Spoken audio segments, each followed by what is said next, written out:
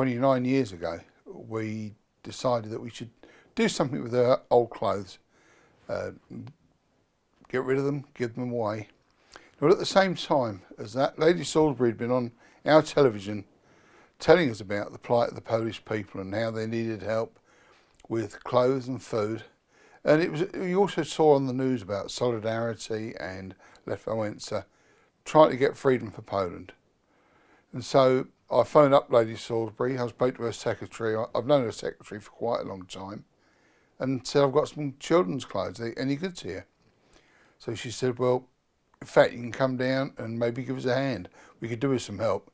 So I went down there, met Lady Salisbury, and it turned out that the help they wanted wasn't going around sitting in the back of a van picking up bags, which I thought it might be, but it was to get packing and loading and everything was back up and running. It had been done before, but I think the people that were involved felt a bit put on and stopped. So when I went down to Hatfield, I saw this massive storeroom with all these black bags of clothes and nothing getting packed and sorted. And from then on, I started getting things like boxes, getting labels written out in Polish, and just generally got the up and running again. Now I did that, I think, pretty much with another couple of people for a couple of years, or maybe a year or so, 18 months. And Lady Salisbury needed a driver to go with her to Poland. All the different places we went to all had different needs. In the very early days, it was lorry loads of grain, food, flour, things that weren't easily readily available in Poland. Down to later days, we'd go to children's homes in a town called Gough, and we would take in tins of paint so they could paint the children's home, which I must admit was an absolute eye-opener to see this building. It was run pretty much still, I think, as in the old communist days.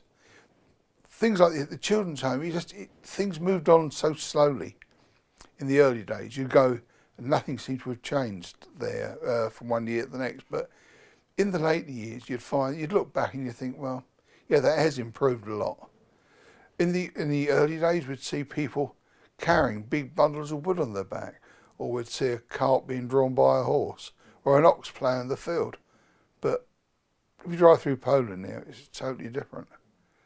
And I think it leads back to the democratic change they had.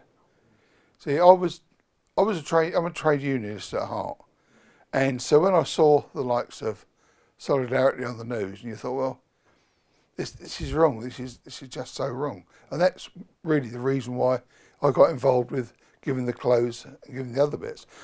Because I always remember the picture of the news of the gate yards in Gdansk with the three big crosses up in the air outside. Well, my first time I stayed in the hotel near the shipyard, and because my visa wasn't quite right, I had to stay on a different floor to the people I was with. So in the morning we went, it was really foggy, and we've driving down to the dock to meet the boat. And I've looked up in the air as we were driving past the shipyards, and I could see these three anchors there, and it was an absolute chilling moment. It was so surreal. The things I'd seen on the news, I actually got to see in person. And I think there's very few people from England that's ever been out who would have seen these. So it's very, very risky times for the Poles, not for me. I was English, I had a Union Jack sewn onto my jacket, so I was quite safe.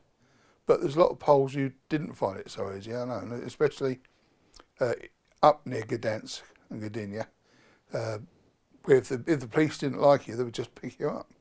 There was a priest, Papa Whisker, who